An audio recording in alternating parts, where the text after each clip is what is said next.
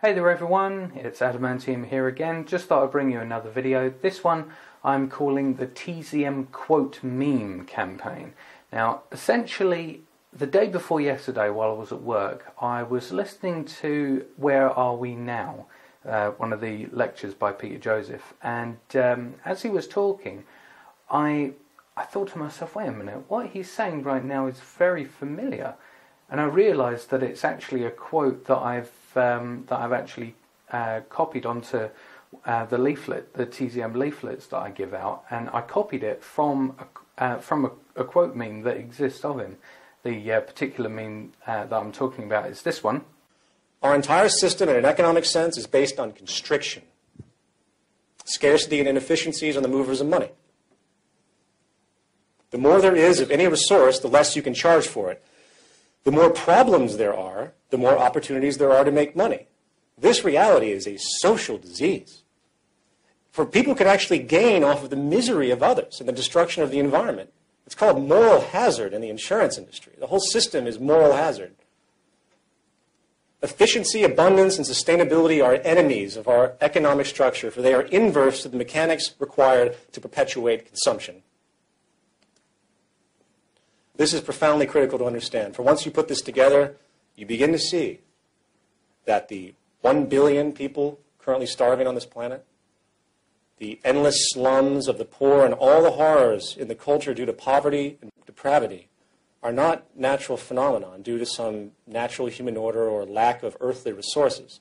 They are products of the creation, perpetuation, and preservation of artificial scarcity and inefficiency. So yeah, you can tell it's definitely something that, you know, it is shared around on Facebook. And I mean, we live in a very, shall I say, mimetically adept culture, especially in terms of Facebook, because, you know, we spend our time scrolling down our news feeds, and we see something that might be funny, or something that, you know, might be relatable, or something that might be interesting or has a good point, and we either like it or comment on it, or, you know, if we feel inclined, we share it. So I thought, considering that we live in a culture that is quite attuned to sharing memes around, I thought I would you know, start a campaign to encourage other people, because I myself, I'm going to start making these myself, but also to encourage other people to you know, listen out for good things that people in the Zeitgeist movement say. You know the sort of things that that when you hear them, you think to yourself, yeah. You know, you sort of find yourself nodding in agreement. Little things like that. They could be a single statement. They could be a whole sentence. They could be like a small paragraph. But nothing too lengthy, right? Nothing too lengthy. It's something to put, and to create a quote meme out of it, where, you know, on one side of the picture you have the quote, and then on the other side of the picture you have maybe a picture of the person, right? And, you know, whenever you come across one of these memorable quotes, and something that really does sort of like hit home and make a sound logical argument, you make a note to either create a meme for it, or, you know, save the quote or something, and, you know, send that to someone who can make a meme of it, and let's see if we can get loads and loads and loads of these memes floating around all over the internet and just permeate the whole. I want this campaign to become viral. Okay, I want this to be a viral campaign, right?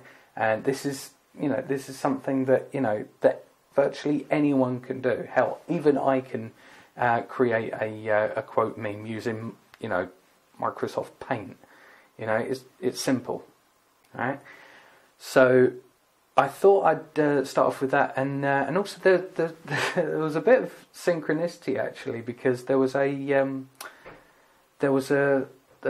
comment that there was a picture on Facebook that I was commenting on, and I was basically being heckled by a very belligerent individual, and I decided to sort of like bring the whole thing to a close, because I think the whole thing was about jobs being created or something like that, and this person is particularly obsessed with complaining about immigrants taking jobs, and I was trying to remark that, well, come on, well, machines are taking far more jobs. Why aren't you concerned with that? And they were just basically saying over and over again in different ways, get a job. And I'm just like, what's that got to do with it? It's just an ad hominem attack. But eventually I just to cut a long story short, I just had to end the conversation because it was going nowhere. And I ended it with this, and I ended up, copying and pasting it as a Facebook status because I thought it was a good sort of little thing to say. But you'll see in a minute why this actually is relevant. Because when I looking back on it now, I think I was making a good point. Initially, even though there was a specific context for it, and it was directed towards a specific individual, when you think about it, it could apply to a lot of different people. I mean, the quote in question was, just admit that you keep parroting the same propaganda over and over and over, or having nothing to back it up. You are regurgitating the same bullshit that you've been indoctrinated to spit at anyone who dares to question the system you live in, partly because you have been taught to associate yourself with the system itself. So for someone to reveal that the system sucks, you take that as a personal attack on yourself. So you react with the same canned response, which is indicative of the only thing this system values, our continued enslavement and unquestioning obedience. And whenever you see anyone who isn't as much of a drone as you have been made into, you attack them for the flaws you have been conditioned to perceive in them. Chances are you don't even have the first clue about the real meaning behind the bile that you spit at others. You merely repeat it. Like a good slave, you do your part in trying to attack anyone who you perceive to be endeavouring for freedom. While you think you're passing judgment on the other person, you're actually making a damning statement about how your human spirit has been crushed into nothing and your mind has been moulded into blind conformity. It's sad that this is what you've been made into, and this is one of the main reasons why I do what I do. Because people like you don't even realise you've been enslaved. Your blinders have been firmly welded on and you cannot see anything else. Well, I have news for you. This system is based upon infinite growth and infinite consumption on a finite planet. In other words, there is no difference between the behaviour of the current monetary market system and the behaviour of cancer. I hope you realise this soon. Take care. Little smiley face.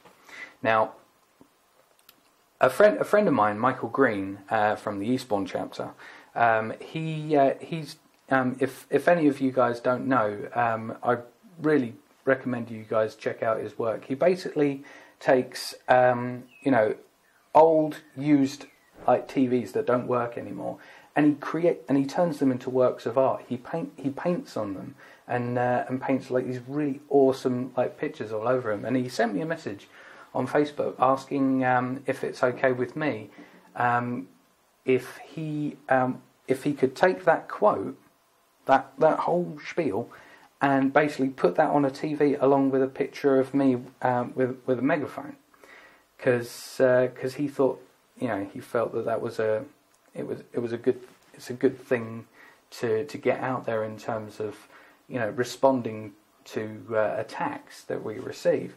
And initially, I thought to myself, well, I mean, is there any other quotes by me you could use instead? Because that whole spiel by itself, it does sound like it is counter-attacking. But reading it again, I wouldn't say it is attacking, because I mean, at first I thought it had like this negative connotation where it seems like I'm being very aggressive. But the thing is, I'm just laying out flat the facts of the situation of this guy's indoctrination and his need to attack other people. But it's not his fault; it's what he's been made into. But the reason why I'm bringing all this up is the fact that a lot of the time we don't think about the impact of our words. We don't think about whether what we say might actually have an impact somewhere else and permeate somewhere else. I mean, you never know when you're going to be quoted on something, or perhaps even misquoted by people who have nefarious motivations to cherry pick or quote mine or whatever. So it's made me realise that we should be careful about not meticulously comb over every single word that we say or put out on the internet, but make sure that whatever you say, if it does get quoted, it reflects well on both yourself and of any other group or organisation that you're representing, if you are claiming to represent them. So in a sense, make yourself well quotable. So that's I mean, I guess that might be the whole motto of the TZM quote meme campaign. Make yourself well quotable. But yeah, essentially that and the thing is, my friend Michael sent me that message while I was at work, more or less around about the exact same time that I was realising that what I was hearing in Peter Joseph's "Where Are We Now" presentation, and realising that and formulating this whole idea for this campaign. So it's a bit more synchronicity, But yeah, I'm going to be creating a page on Facebook to basically create a home for all the memes that I've either found and also memes that I've made as well. I'm gonna I don't know whether Facebook allows other people to upload pictures onto a page. I'll have to look into that, but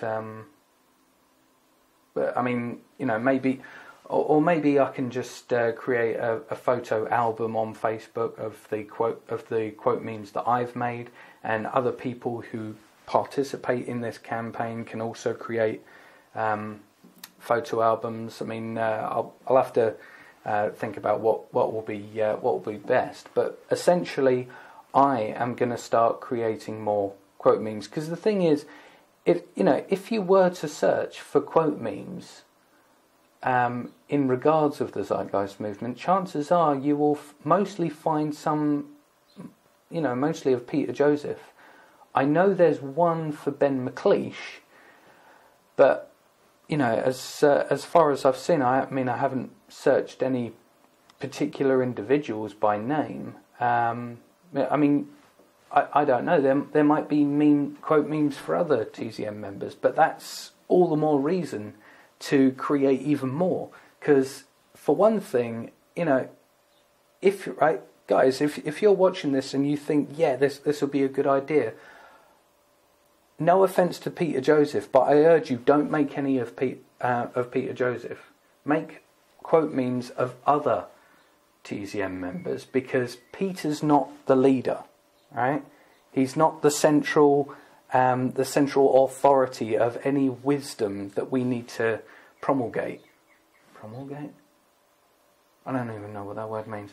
But yeah, essentially just go through any. I mean, because I myself, when I'm at work, I listen to lots of radio shows and presentations and documentaries and things like that, and every now and then I have to sort of like, you know, pause the recording and sort of like add my little spiel on things, and you know, as I'm working, I could, you know, like nod in agreement and things like that, and I think we need to use that. I think we need to utilize that tendency that we have of feeling that validation in ourselves by hearing the wisdom of others that others have come up with, that resonate in us and resonate with reality. Yeah. So I thought I'd create this video to sort of outline the campaign. By the time this video is uploaded, chances are there will, for those of you who are on my friends list on Facebook, you will know what I would have done. I would have either created a page for these for this like campaign, whatever, or a photo album where I've uploaded the quote memes that I'm already familiar with, and maybe I would have created some more by the time this video is uploaded. So, you know, have a look on Facebook for this sort of thing. I'm calling it the TZM quote meme campaign, and essentially I just want as many quote memes of people who have said, you know, logically sound, relatable and persuasive things to go viral. Alright? And don't just concentrate on the most well-known people in the movement, like, say, for example, Douglas Millett or Federica Pistono or Jen Wilding or whoever, right? Make as many quote memes, right? Even if it's someone who, you know, it is a one-man chapter, and he might have maybe put out like a random video on YouTube, or made a presentation, or made a radio show. You know, it doesn't matter who, right? That's the thing. The individual is not relevant, right? I mean, I don't know whether it will whether you would need to you know put that individual's name on it. I don't know whether that's like maybe a rule with this sort of thing. I don't know, but I'm going to put the name of the individual because, you know, I want people to think, oh, you know, I want people to see a quote meme that I've made. See, oh right, that guy makes sense. Maybe I should check out his other stuff, and it will bring attention to the material of people who are not as well known, right? Because, you know, it just counteract this sort of like elitist thing that may occur with people who are well known, because people sort of tend to gravitate only towards the people who are more well known in the movement. Create more knowledge about people who are less known and create memes out of them. But anyway, that's all for me. I don't want to make this video too long. So take care, guys. See you later.